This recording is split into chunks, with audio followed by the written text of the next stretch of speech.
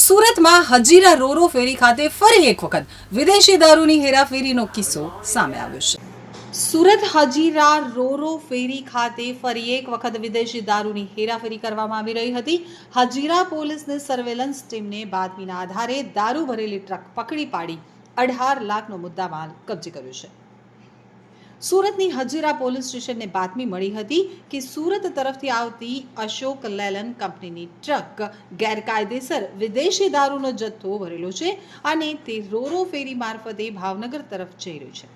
આ બાતમીના આધારે હજીરા સ્થિત રોરો ફેરીના પાર્કિંગ ખાતે પોલીસની સર્વેલન્સ ટીમે વોચ ગોઠવી અને સંદિગ્ધ ટ્રકને અટકાવી ચકાસણી હાથ ધરી હતી। ચકાસણી દરમિયાન ટ્રકમાં MS સ્ક્રેપ ભરાયેલું જોવા મળ્યું હતું, પરંતુ ગુપ્ત રીતે છુપાવેલી વિદેશી દારૂની બોટલો પણ મળી આવી હતી। કુલ 113 વિદેશી દારૂની બોટલો ભારતીય બનાવટની વિવિધ બ્રાન્ડ સાથે મળી આવી હતી, જેની કિંમત ₹1,09,473 રાખવામાં આવી છે। આ ઉપરાંત ટ્રકમાં રહેલું MS સ્ક્રેપ જેનું વજન 16.100 ટન છે, તેની કિંમત ₹7,02,926 દર્શાવવામાં આવી છે।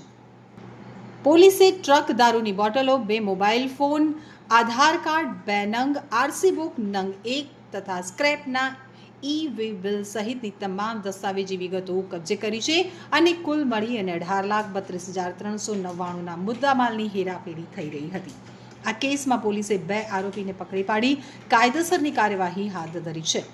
પકડાયેલા આરોપીઓમાં વિમલભાઈ ધીરુભાઈ ડોંગા, ધંધો ટ્રાન્સપોર્ટ, રહેવાસી યશપાલ ગુંદાળા ચોકડી, તેમજ કિરણભાઈ બુધાભાઈ ભાટિયા, ધંધો ક્લીનર, રહેવાસી હુડકો સોસાયટી, જિલ્લો રાજકોટનો સમાવેશ થાય છે।